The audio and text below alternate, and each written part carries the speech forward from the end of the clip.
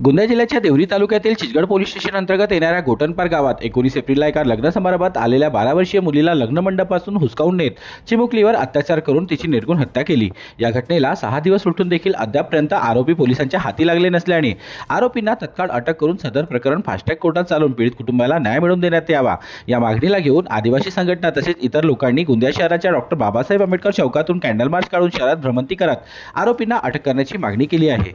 मला एक प्रश्न पोलीस प्रशासनाशी विचारायचा आहे की चिचगडला जेव्हा मुलीच्या डेड बॉडीला पोस्टमॉर्टम करिता विचारलं, तिथल्या चिचगडच्या डॉक्टरांनी चक्क नकार दिला। हा नकार पोलीस प्रशासनाला का दिला? त्यांना हा कुणी दिला आहे अधिकार?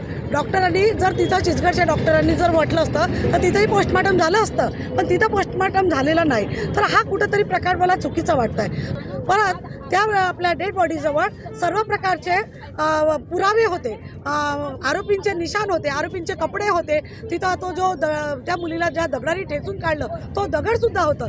जर तिथं तात्काळ या गोष्टीवर चौकशी केलं असतं तर तिथल्या तिथंच ह्या सगळ्या गोष्टीचे पुरावे मिळाले असते। ह्या गोष्टीला इतकं दिरंगाई का करण्यात आली? मला एक पोलीस प्रशासनाला हा मला प्रश्न विचारायचा आहे। आणि दुसरी गोष्ट, जेव्हा असले काही प्रकरण होतात तेव्हा त्याच्यावर तात्काळ असले निर्णय का घेतले जात नाही? तात्काळ त्याच्यावर चौकशी का केली जात नाही? आज या घटनेला कमीत कमी 1 हप्ता होत आलं तरी सुद्धा आरोपी मिळालेले नाही आहेत। आणि माझी नम्रपणे विनंती आहे पोलीस प्रशासनाला की तात्काळ या प्रकरणाविषयी लवकरात लवकर चौकशी लावावी आणि त्या नराधमांना, त्या हैवानांना अटक करावी। अन्यथा या 4-5 दिवसाच्या आतमध्ये त्यांना जर अटक झाली नाही तर मोठ्या संख्येनं हा जनसमुदाय, हा आमचा आदिवासी समुदाय SP कार्यालयाच्या समोर ठिय्या आंदोलन करेल। गोटनपार गावामध्ये जे 12 वर्षीय मुलीसोबत जे बलात्कार करून तिची निर्मम हत्या करण्यात आली, तो केस 20 तारखेचा असून आज 25 तारखे आली आहे, तरी पण सुद्धा ते आरोपी आहेत ते मोकाट फिरून राहिले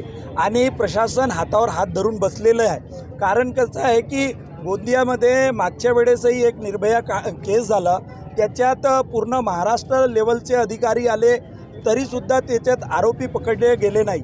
ही जे एकनाथ शिंदे साहेबांची आणि देवेंद्र फडणवीसांची सरकार जे आहे हे महिलांना सुरक्षा देण्यात अपयशी आहे आणि यांचा महिलांवर सुरक्षेवर कोणताही लक्ष नाही। यांना फक्त पार्टी फोडून राजकारण करण्यात जे आहे यांचा इंटरेस्ट आहे। म्हणून आमच्या आज माया बहिणी एवढ्या असुरक्षित आहेत आणि यांना न्याय मिळत नाही आहे।